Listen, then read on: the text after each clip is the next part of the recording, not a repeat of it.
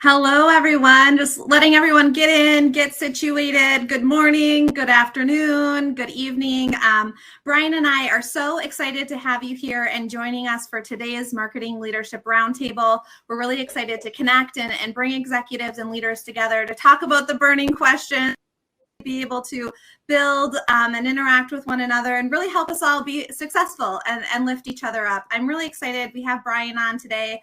We're going to talk about everything from how do you build category leadership, how do you align sales and marketing teams to really drive to your revenue goals or whatever business outcomes you're trying to align to. And then, of course, Martech, and how do you leverage Martech to create efficiencies, scales, and really drive better outcomes at the end of the day.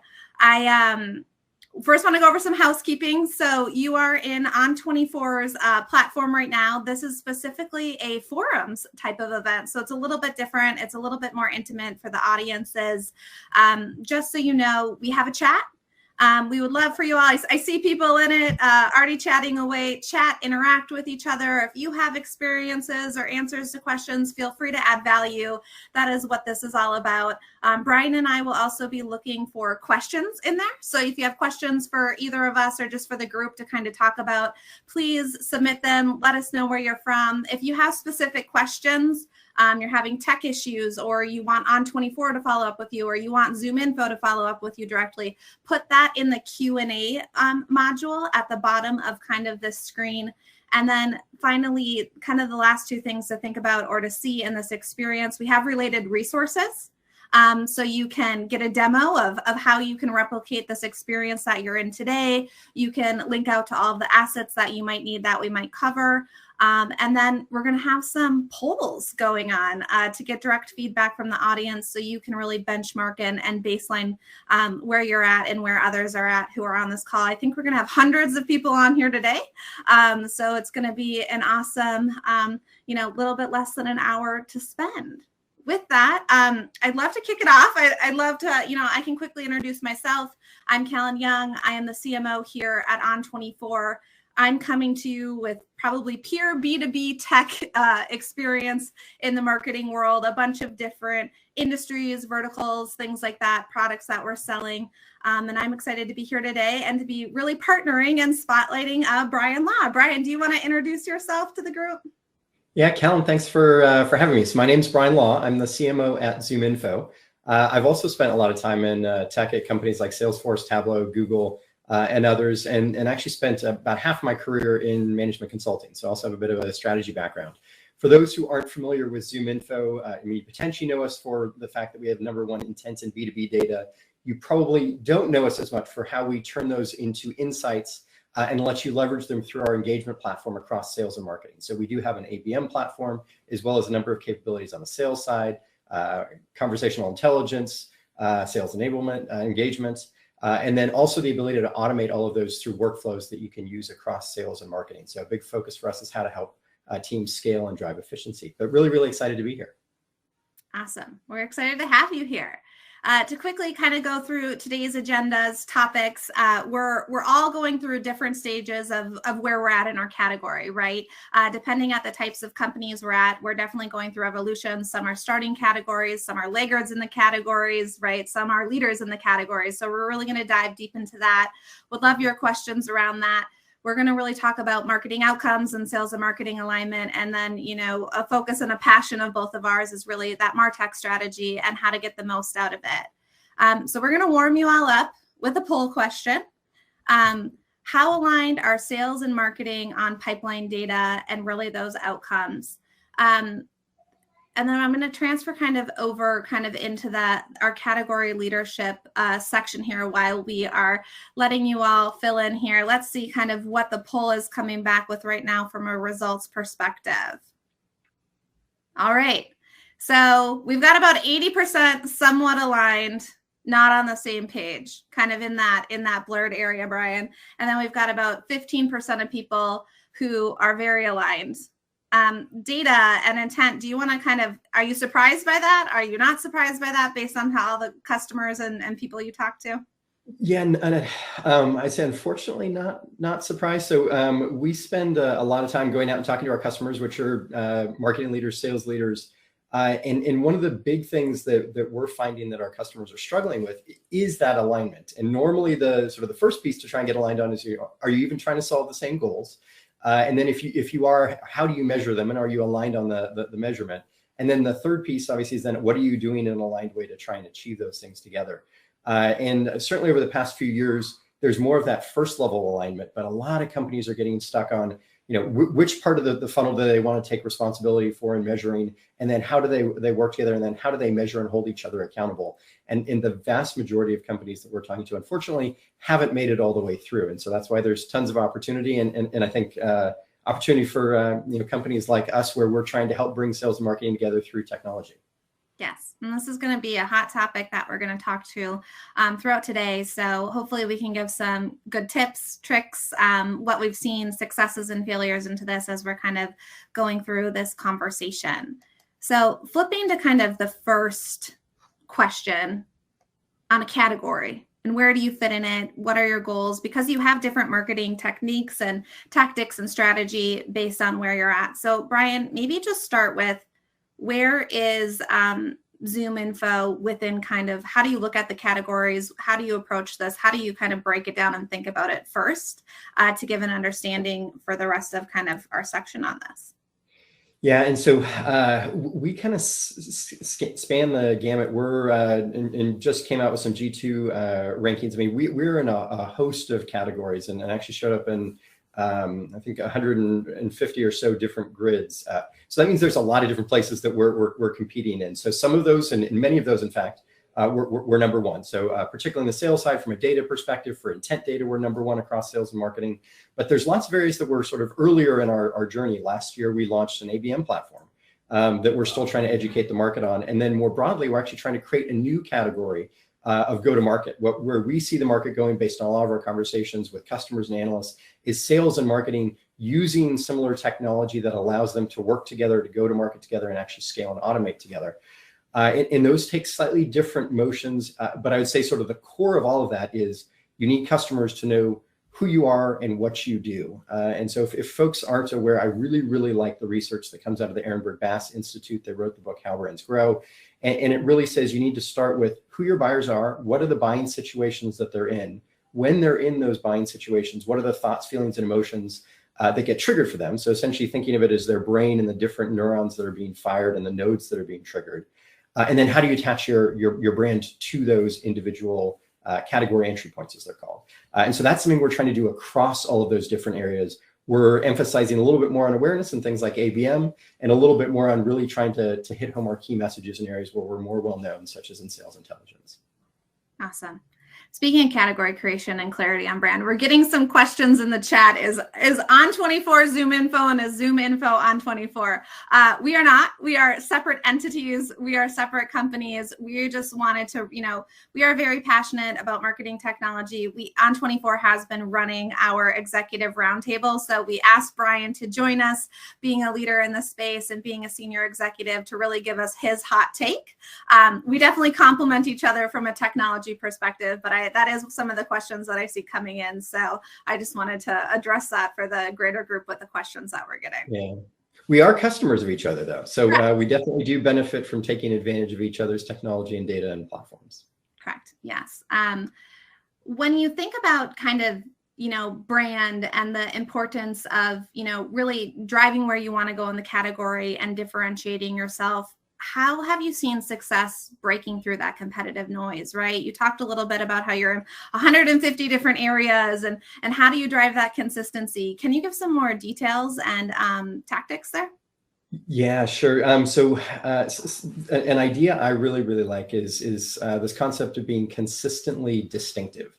Because and the example I always like to use is, think of yourself walking into a room and you're just trying to get to the other side of the room, and everyone is screaming at you, and you're just almost covering your ears and hoping you get to the other end.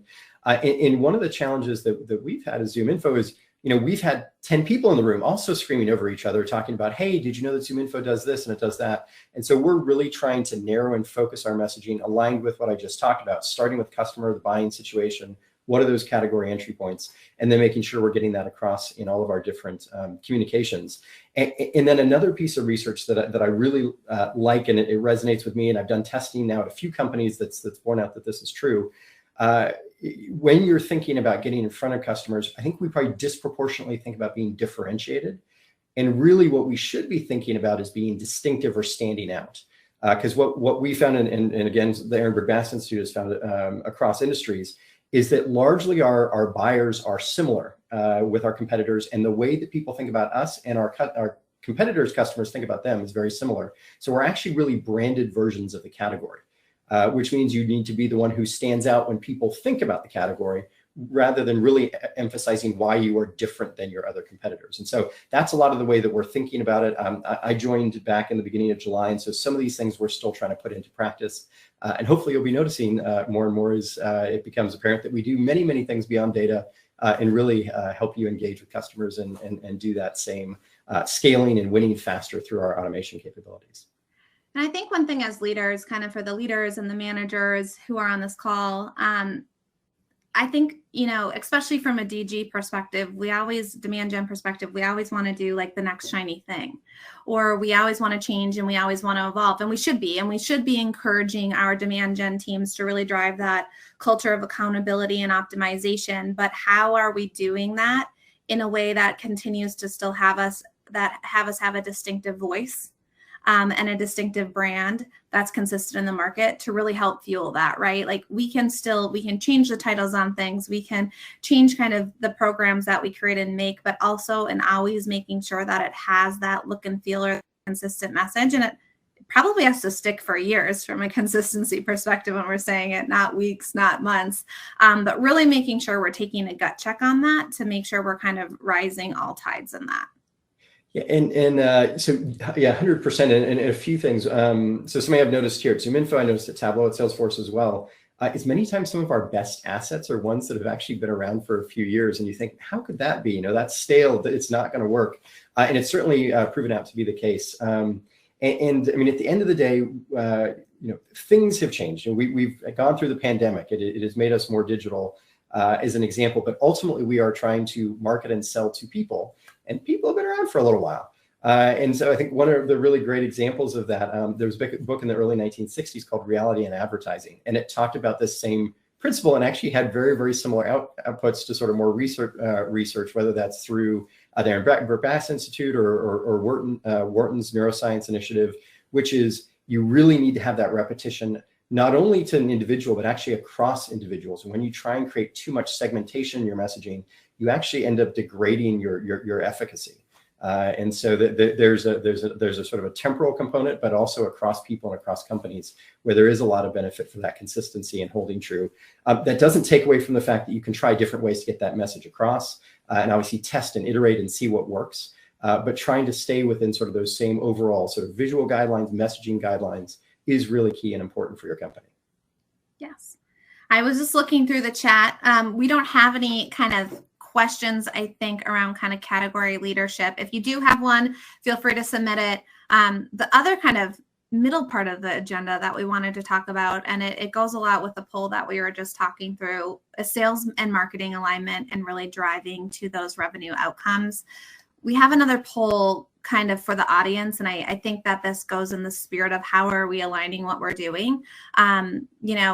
Coming into effect of how are we scaling our programs? How are we making sure that we're creating efficiencies across our programs that are really driving to the right revenue outcomes that we want? We can't just do something and scale something because it's easy, right? If it's not driving to those outcomes at the end of the day. So we'll let people, take a minute to discuss this.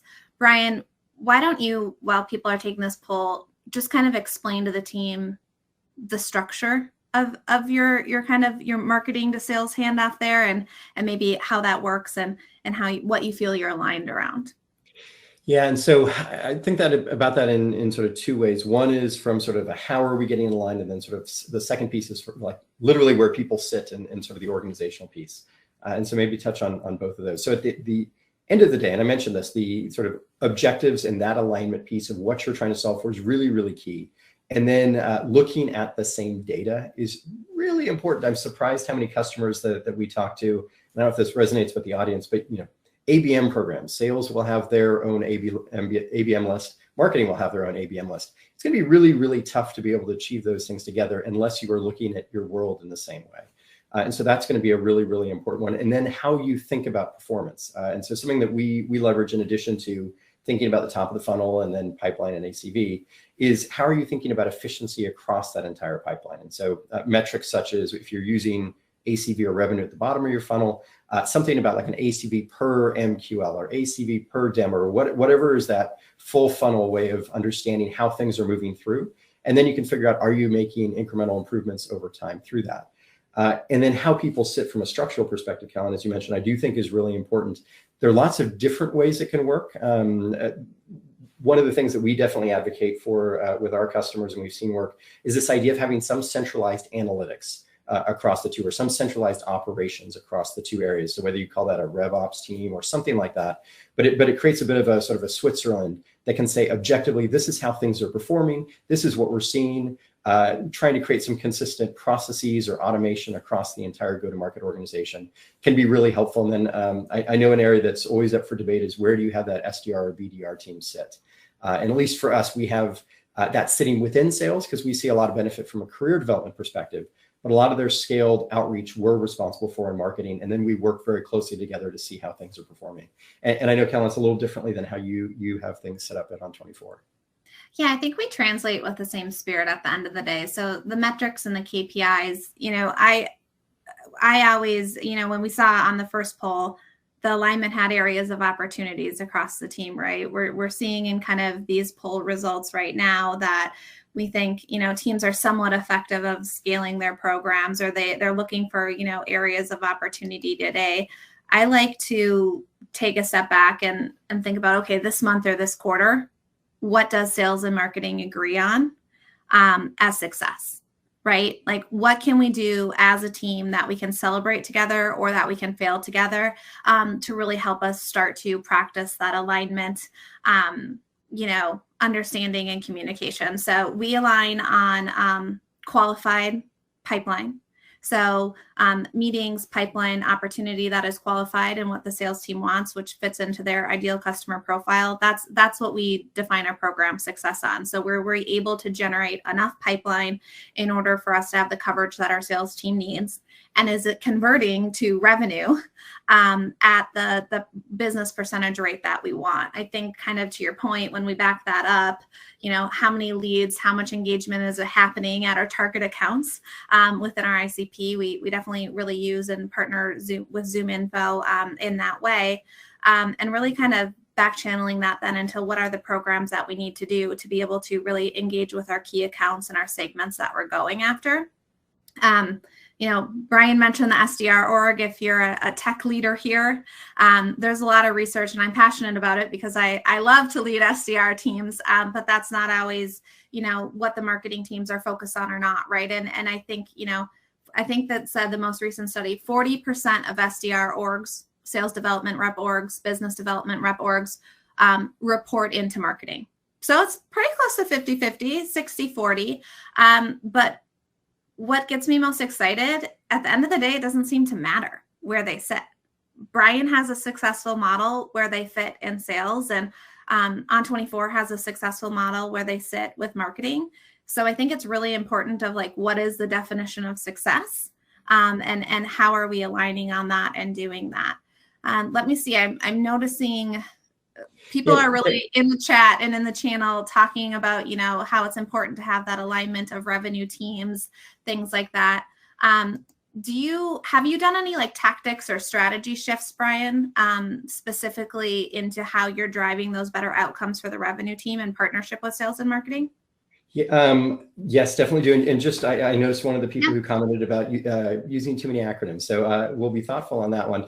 Just to clarify what I mentioned before. So ACV or annual contract value is essentially revenue. So what are you getting when you close a deal? And then an MQL, if you think about leads at the top. So some way of thinking about top and bottom of the funnel together was what I was trying to get at.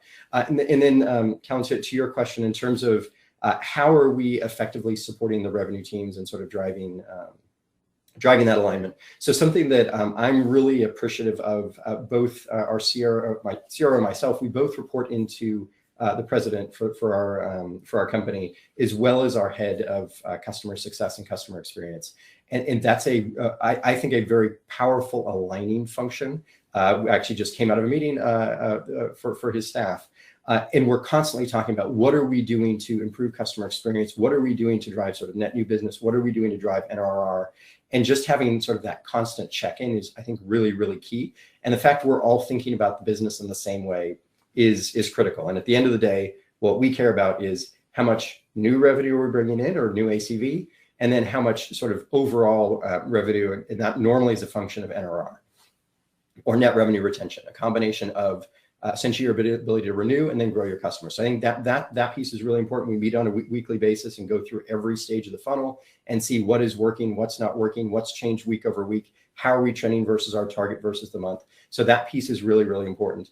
And in addition to sort of the data and the pipeline perspective, we have very tight alignment around who we're trying to go after, which are the segments in the industries. And just because we have a ton of information, there's a whole bunch more combinations of that, but simplified, what are the segments in the industries that are most valuable for us? How are we seeing success there? How are our conversion rates through the funnel comparing to what we'd expect? Where are we seeing changes because of the downturn? And should we be shifting our focus and things like that? So it's a very data-based alignment. And then we talk about what are the processes we need to change? What are the campaigns? What are the messages we need to put in market to effectively address that? Mm-hmm. How about yourself, Callan? I think one thing that you hit on, and to pull out and with the leaders on this call, I think what Bryan was really also sharing is consistency. So not just making a plan and an agreement at the beginning of the year. Yep, here's the people we want to go after. Here's roughly kind of their profile is like. He said that he was meeting weekly and monthly to make sure that there was that alignment. And I think really taking a step back, whether you're a field leader, a demand gen leader, more of that marketing executive on this call, is how often do you have those syncs and have those touch points to say, hey, are we doing what we said we wanted to do at the beginning of the year? How are we measuring to those results and to those outcomes? And what do we need to do differently? It shouldn't be a quarterly conversation. It shouldn't be an annual conversation. And really making sure that you're taking time out of our busy days, and that we're encouraging our leaders on our teams or us individually to go have those conversations and have a model that leads with data. I also kind of in complement with that is always lead with the data and the facts, because then it takes those emotions out of those conversations so you can really kind of see and get clear next steps. So that was one thing that as you were, answering that I attached onto from my experience and really starting to help with that alignment. Well, and that actually made me think of something else that, Callan, you and I have talked about in the past, which is a big shift that we're seeing as sales and marketing are going to market. I think traditionally, particularly in the ABM space, people would think about what is our defined list of accounts that we're trying to go after. And we're seeing a really big shift to what's that defined criteria.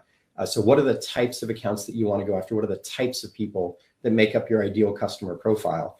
And that stays constant during the year. But who goes in and out, or there could be shifts of accounts going in and out, of individuals going in and out. And if you really have your data set up in a way that allows you to not only understand, but target against that criteria versus individuals, you'll actually see pretty significant improvements in your conversion through the funnel, because things change for companies. There's news that comes out. Someone who maybe wasn't a top account had a big funding round, for example, or had massive layoffs. And that should change how you're thinking about who you go after. So it's not just the, what are the plans, but also what you're thinking about, what are the accounts you're going to go after. So it's not just a planning exercise for the year that then you sort of sit on a shelf and then go about your merry ways. I think that's, kind of goes into this question Peter asked a little bit when we were ending the category creation, and how do you continue, in an established market to be distinctive and to stand out. I think about how we partner with Zoom to get all the information and the data and the insights that we want across our core accounts. I think that leads into allowing you to be more distinctive and to stand out and to more lead with like, how can I help and add value conversations? Do you have thoughts on that? Do you want to take that question Peter asked? And so just playing that one back. So it's you said, how can you establish being distinctive and stand out if you're already in an established market? Like if you're a new entrant? So I'd say the difference between being sort of a new entrant and staying out is there's greater familiarity with your brand depending on where you are in that category. But the actual steps aren't that different. You still need to understand who is the customer, what do they think about in those buying situations, what are, again, those category entry points, and then how do you attach your brand to it? And again, having now done this at a few companies, I'm always surprised to see even the market leaders have a disconnect in terms of what they're known for versus what customers, potential customers care about. And so it's that constant focus of who is your customer, what's important for them, and how do you resonate? But there is also a lot of research that just shows that familiarity is the first thing you're actually going for. And so, if you think about, you're on a website looking at some news and you see an ad, you're probably not going to look at it unless there's something that catches your eye. Maybe it's the color you recognize or a character or whatnot. And so as you're a new entrant to a category, you don't have those benefits. And it probably highlights the fact that you really need to be consistent so that people start to notice something, so that they start to pay attention, so that they start to then internalize, and just sort of where you are in the category influences sort of how much room you have to go to move in that direction. One of the follow-up questions that just came through on that is, for people who are trying to figure out like how they can be distinctive, do you recommend like a group, or do you recommend doing that internally, externally? How have you kind of approached that when you're coming in new as a CMO? Yeah, so there are a few different ways to do it. So one is you want to make sure that your sort of messaging is aligned with what your customers are thinking about, and there's ways that you can do that. Again, the Ehrenberg Bass Institute has a ton of research, so I would follow them. They have a lot of great stuff there. But something else that's really important is this idea of what are your distinctive brand assets? And there's actually ways that you can measure that. And there's sort of two different things that you want to think about, which is essentially the first one is your fame, and then the second one's uniqueness. Fame is essentially when someone sees your distinctive brand asset. So that could be your logo, that could be your color, that could be your character, that could be your word mark in terms of how your logo is written. When people see that, how much of the time do they think of you? So that's sort of your fame. And then the second one is the uniqueness. So when they see that, how many times do they only think of you versus someone else? And what you want to, probably not surprisingly, do is have high fame and high uniqueness. And you can measure that, and then you can actively work on it by making sure across your different channels they're using effectively. So that's the sort of the practical way to do it. There's sort of simpler ways, which is, hey, when you're just thinking about sort of unaided awareness and stuff like that, how much do you stand out? But really what you want to be doing is getting down to sort of the messages you put in market and the assets that you put in market, and really testing to see how much those resonate and then are just associated with you. Somebody just asked you to repeat the name of the institute. Yeah, so the Ehrenberg Bass Institute. It's based out of South Australia. Probably the easiest way to find it is attached to the book How Brands Grow, which is a really worthwhile book to read. Another one that I really like is the Wharton Neuroscience Initiative. I think they have some really great research as well that talks about similar themes. And then LinkedIn has tried to collate a lot of that research. So LinkedIn's B2B Institute is another really good place to look. They try and figure out how to make it a little bit more practical versus just sort of the theoretical research that's done by some of the institutes. One of the follow-up question that gets us kind of into sales and marketing and revenue alignment and kind of blurs into that category creation, and I can start this one off, as Paula was asking, in regards to sales and marketing alignment, when you're creating a new category, how do you balance with that, with having to drive conversions, right? There's this current state problem, and where the market's going, and you're leading and creating that new category. How do you balance that out? I think, I don't know if it's 80, 20, 70, 30, but at the end of the day, we have to find immediate revenue. And immediate revenue is usually found by coming from people who have a pain and a need and slightly know a solution or know what they're looking for. So I think being aware of and intentional when you're investing in demand gen and kind of that, and kind of the budget and the teams and their focus, what is going to capture interest within your customers and the segment that you're going against now. Because we still need to identify who's in the heads up period for the solution or the product that you're currently offering. I think it is our job as CMOs and as leaders to, once we get them in, to educate them of what I like to say is the art of the possible, or where are people going. So really balancing that. I would say, I like to say to my team, hey, 70% of our focus is on kind of that pain need and getting that current conversion in our account base, but how throughout the sales process and the customer life cycle can we do thought leadership things, or can we talk to them about this bigger, better idea, so we can really take them and really help mature them on that curve, and hopefully help them get more value as a client at the end of the day. So yeah, and maybe a few things to add. So I think Google's been doing some great partnership with different companies over the last couple of years to do research on some of this. So they did a version of it with Bain this year and a version with ComScore last year. And they came to similar conclusions, which was, so the one that they did actually at the end of last year with Bain said that almost 90% of buyers in sort of the tech and services space for B2B have a list of potential vendors in mind on sort of day one. The year before they did it with ComScore, and they said about 60% of the time there's only one. But so a lot of the time you already have that list of vendors at the very, very beginning. And almost 90% of the time you choose from that list, which means that if you're not on that day one list, your chance of actually getting the deal are incredibly small. And so in some ways we're over indexing on trying to get after someone when they've already decided who they're going to be putting into consideration. And it highlights two things. One, that awareness or mental availability is really, really critical. But secondarily, real-time intent is key. So, it's the second someone starts searching for terms in your space, goes on to a platform like G2 and is starting to compare you versus others, you need to jump on that and immediately start targeting them. And I think the complement to that is we all have CFOs who are wanting us to drive efficiency. And it's a little bit harder to articulate the value of some of those things. And so the way that I've practically gone about doing it is saying, hey, I have this demand gen budget. I'm going to find efficiency in it. And I'm going to use that efficiency to start funding things up funnel. And hopefully over time, I can then facilitate that longer term growth while not sacrificing sort of the near term demand gen. Because particularly in this economy, it's very, very tough to say, yeah, the research says awareness is really important. I'm going to sacrifice some near-term financial benefits in order to do that, and that just doesn't land as well. So that's the way that I've tried to approach it, is creating that shift over time, or finding efficiencies in other parts of the budget so that you can then put money into awareness and top of funnel. And I was just reading a Gartner CMO report. I think we have some hope in that, in the education, that CEOs, CFOs, marketing leaders, and executives are seeing that investment in brand and what that can do and help educate on the top of the funnel. So hopefully those conversations are becoming easier for everybody, but it's definitely still a hot topic.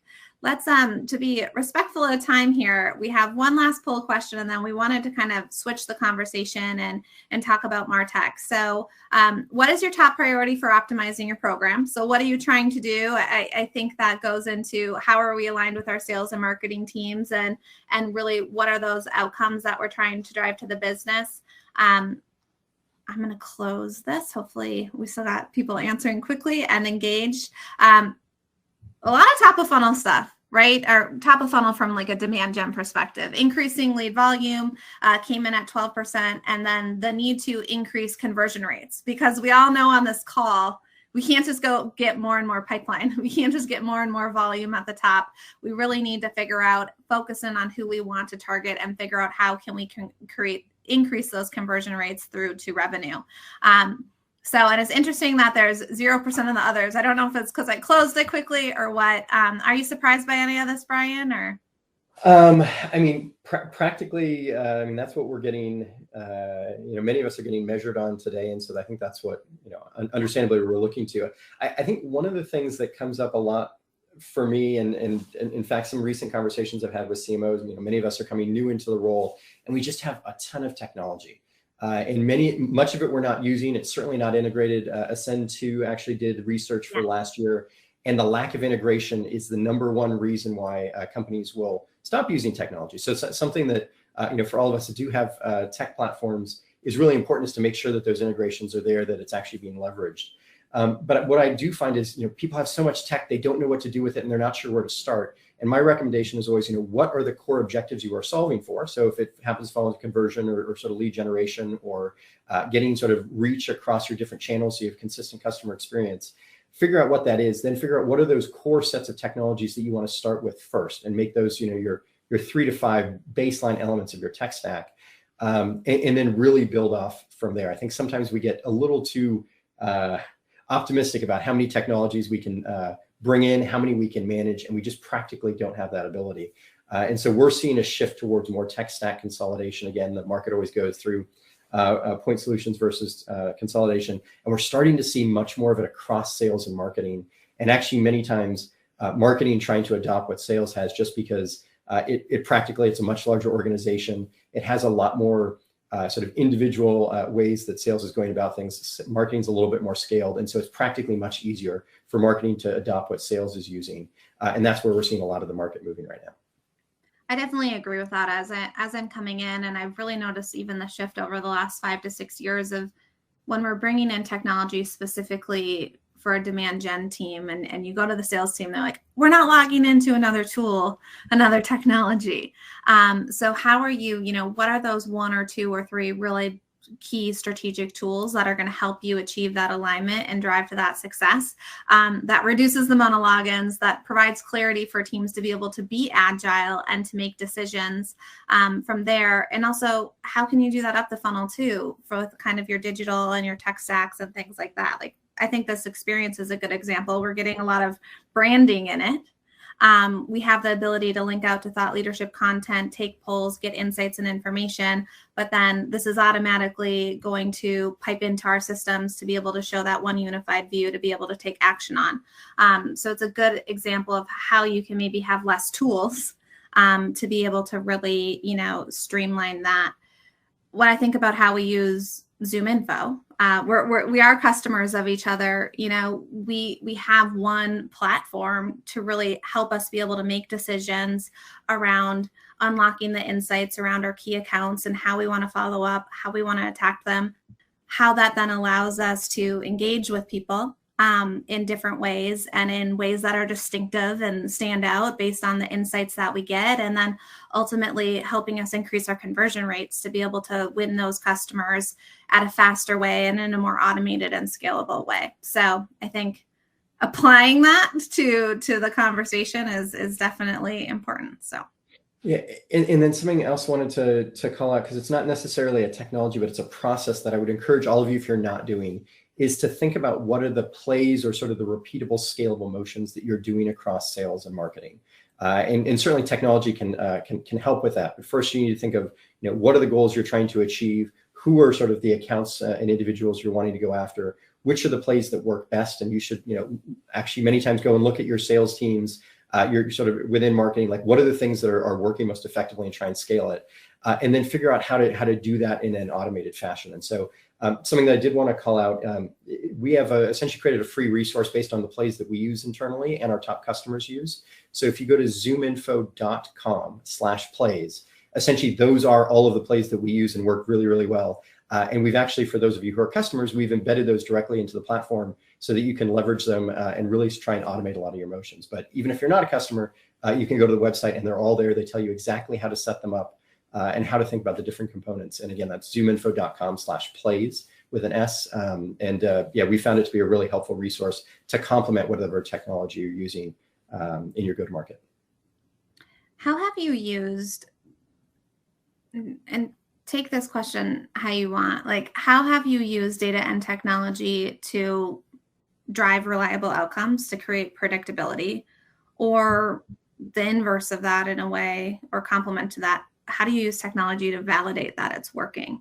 Do you have a take or thought on either of those kind of questions?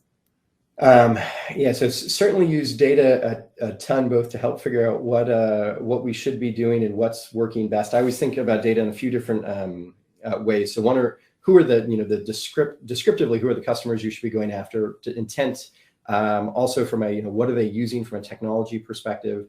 And then also sort of like what is working from a marketing point of view. And then you can use that same data to obviously then validate and say, hey, as things are moving through the funnel, which of those collection of things are indicative of customers, not only who are going to come in faster and convert better, but those that are going to grow more over time. Because I think sometimes when we think about, customer growth, we only focus on the customer side, and practically the customers that you're bringing in have a very disproportionate impact on growth. So I think the data piece is really key there. And then from a technology perspective, that integration component that we talked about is super important. And so if you have too many disparate technology pieces, whichever ones those are, it's just going to be really hard to be effective. And I think it's that combination of integrated technology with data that allows you to be effective, but then also to measure the results that you were talking about. And they're different pieces of the tech stack, but ultimately you want a source of truth around your data. You want something to facilitate integrated engagement. You want something to help with measurement. And there are different ways that companies set those up and different components of the tech stack. We have the benefit of, we use ZoomInfo to do most of those things because our overall platform actually supports sort of an integrated go-to-market effort. How about you, Callan? I think we definitely look on the validation part. I think one thing that I've been surprised at as I've come in as a leader, to multiple different organizations is just what is that culture we're creating of looking at data and really being data literate within that to be able to change the outcomes, right? Like we shouldn't be looking at our programs or across our marketing team of what's working well and not working well annually. I would challenge that we shouldn't be doing it quarterly. How can we really put in those checks and balances on a weekly and a daily basis to make sure that we're learning from what we're doing and we're evolving and we're adding value back to our clients and to the market and really leaning with, is our marketing helping us help people at the end of the day? So I definitely think that making sure that your teams or you as an individual, right, have that strong accountability and operating model to check is important. And I think sometimes we let that slip, but that could be the make or break from getting our conversions up by 1 or 2%, because maybe there is something that we're doing within our programming and our strategy that's working really, really well that we want to prioritize and put fire on. So I think that from like a motion and an inspection perspective is really important. And then making sure that driving the right outcomes and how are we using that with our tech. I try to get my team to think about, like, you're the strategy and you're the experts and, we're paying you to be the humans that are leading this. How are you using technology to offset some of the mundane tasks or to really drive and automate at scale? So asking your team where they're spending their time, what are they doing, and just really getting a gut check of that to see. And then is there ways that we can use technology or insights in a more scalable way to really help them be able to focus on optimizations, look at the data and the results, and really evolve on that strategy. I think more and more we have the opportunity to do that these days with all the new tech that's coming out to really make sure our assets, our people at the end of the day, are truly providing as much value as they can back to the organization. Yeah, totally agree. And then just one very specific response to your question for those that are interested. Increasingly, we're seeing across the board, people are focusing more and more on customer growth and figuring out the trade-off between their investment and the return is a little bit harder on the customer side. I think a lot of people think about customer acquisition costs and what's your return on those. Something that I've seen now success, we're using it, ZoomInfo used it in the past as well, is a way to think about marketing's investment on the customer side is this idea of, like, what's a multi-year renewal value. So we would think about it as 3 years. You would say if a customer comes in, let's again simplify, it's a tech enterprise customer, they're going to tend to renew sort of at these rates over a few years, and then actually look at the marketing cost that's associated with that. It's a very granular way of being able to show to finance, hey, here's the impact that we're having on the customers. We're not going to take credit for the growth, but at least some level of renewal value. And it allows you to actually be able to understand where you're seeing goodness, which is sort of the groups you should be trying to target that are going to have the longest term value over time. But it's not just a new customer way of thinking about it. So another way to use data to help on that front. Yeah, I like that perspective. We do have a couple of questions coming in, some specific to ZoomInfo. They'll seem to kind of be around how can ZoomInfo help us discern who the proper clients are? Like, how can you guys help in figuring out who should they prospect into, and what is the data, and how does ZoomInfo help you do that? Yeah, so in a few different ways. So besides the fact that we have the sort of the largest and most robust data on accounts and contacts and sort of the technologies that people are using, What we get most excited about, and G2 just ranked us #1 again in sort of this space, is our intent data. And so really what we do is we use a combination of all of the activities that are happening sort of on the broader web, what people are searching for. We actually sort of read the web pages that people are going to, so we understand the sentiment, not just sort of they're going for an individual page, what you're doing on sort of websites. And then we actually have a sort of a 400-person research team that helps us understand all of the leadership changes, IPOs. We have machine learning that reads sort of earning call scripts, things like that. That gives a lot of insight based on you say, hey, this is what's important to us. And then we can come back to you and say, these are the accounts that you should be focusing on. And then we also have the ability to set up sort of buying committees. And so based on those accounts and sort of what we know about the space you're going after, we also can say, these are the individuals you should be thinking about, and then actually help you target them. So if you have our Marketing OS platform, which is our ABM platform, you can actually do individual level targeting through our DSP, our demand side platform, which lets you do display advertising, or if you want to do it through Facebook or LinkedIn or other platform social channels, you can then actually reach out to them. So there's a ton of time and effort we've spent on sort of maintaining our #1 position from a data perspective, and a lot of effort that we put into facilitating that outreach, whether again through its media, through us, through our sort of email capabilities, through our sort of chat tool, which you have for the website, through our sales engagement capabilities as well. So that's the way that we suggest doing it. And then again, as I mentioned, those plays that you can go to zoominfo.com/plays. We've found the best ways to actually engage with them over time across lots of customers. And that makes it easier to effectively convert those customers into dollars and hopefully happy customers. There was a follow-up to that. Are there any hot tips or takes if they just have kind of the intent package and piece, like stuff that they should be utilizing within that to kind of help them right away?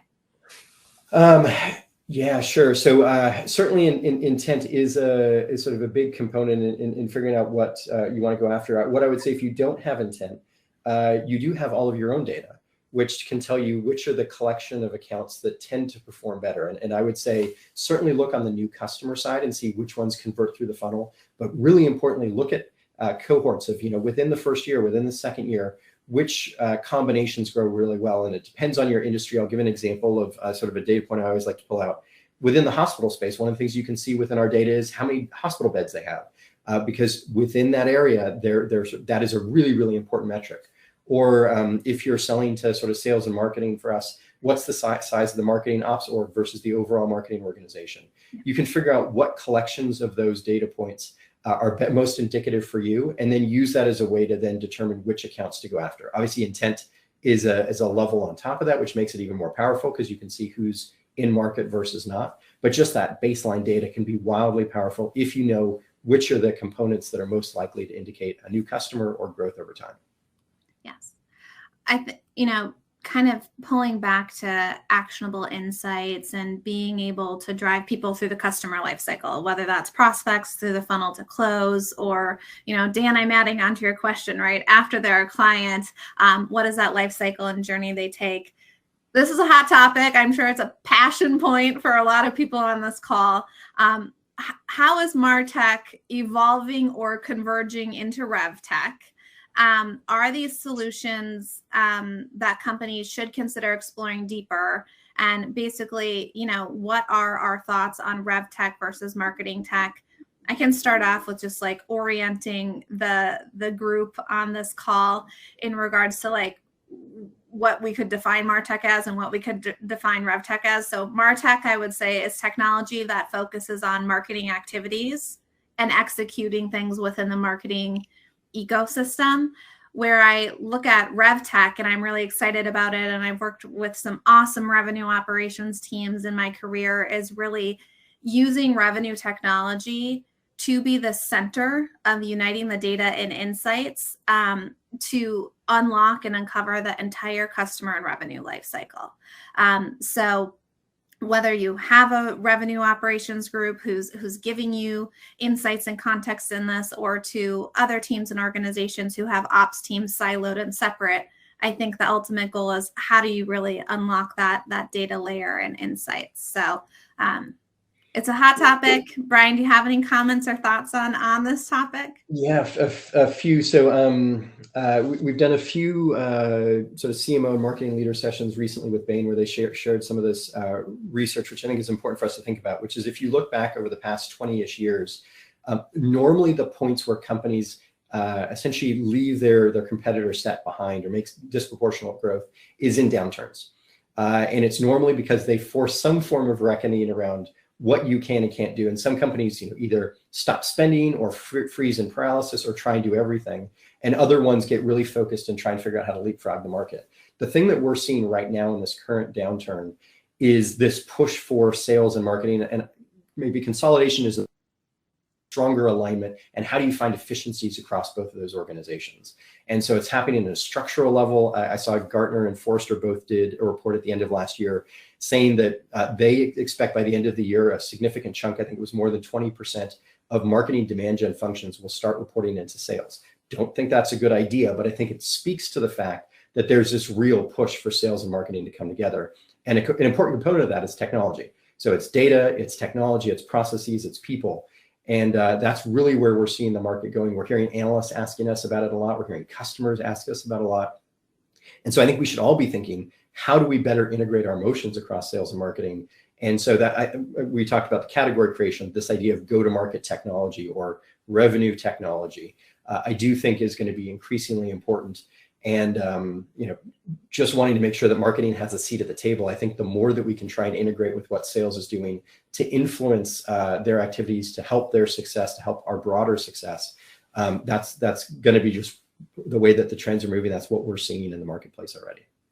And I really think it helps going back to the alignment conversation that we are having and really figuring out where do we want to put budgets and allocate things, because having that one view has to force alignment across marketing, sales, and customer success, and to be able to talk about data and talk about the same data and looking at that data and being able to action technologies in that streamlined way is only going to help us be better partners and drive better outcomes. We're getting really close to time. So I was going to leave you with the one last final question. And I've seen that there's a couple more questions come through. We will follow up with you individually as we can based on kind of the specific question that you asked after with our teams or with ourselves individually here. But for, this is a marketing leadership roundtable, Bryan. People are attending this, they're educating themselves, they're trying to drive better results, they're trying to grow themselves both personally, professionally, be a change agent within their team. Do you have any takeaways or considerations for people to kind of think about, or any tips or thoughts? Yeah, so maybe from a career perspective, it is I came into this role and gone through other sort of CMO roles. I find that the sort of outside of marketing, people think about marketers in three buckets. You're sort of a demand gen marketer, or maybe a marketing ops demand gen marketer. You're a brand awareness marketer, or you're sort of a product marketing marketer. And so if sort of your goal is to sort of move into the CMO level, I think you need to figure out which one of those best describes you and how do you complement yourself across those other areas. And inevitably, you're not going to become an expert, but you need to become really good at knowing the questions to ask and knowing how to think through the answers to that space, whether that's in the interview process, whether that's in the actual role. And so I think that is something that's really, really key. And then there was a Wall Street Journal article now sort of a couple of months ago that was talking about increasingly how CEOs and the leadership are looking for really, really strong analytics capabilities, demand gen capabilities, technology capabilities, and very much related into this conversation. That seems to be the new wave of what's being expected for CMOs of the future. And so if that's not a competency area, it's really, really important to build it out. And if it is a competency area, awesome. You've set yourself up for success. But I think figuring out where you fit and how you're going to complement yourself, and then being really inquisitive is key. And then the last thing I would say, for marketing to have a seat at the table, you need to be bringing some value. And so a lot of that can come from the data and the research and the external perspective from customers that you can bring. And so really lean into that, figure out how you can surface that, because it'll give you a unique perspective that you can add to the leadership team. I love that. It's okay not to know everything. Figure out what you're good at, what your sweet spot is, and then how do you fill and complement that? So if you are an executive or you're a VP, how are you hiring people under you?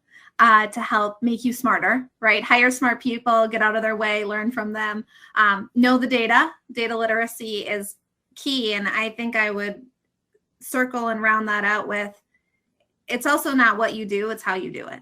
So it's those interpersonal communication skills. I think marketers and marketing leadership, we have one of the hardest jobs. We have our hands in everything across the organizations, and we really need to do that in the right way and in a positive way, and always leading with positive intent, not letting our egos and emotions get in the way. So gut check that with yourself.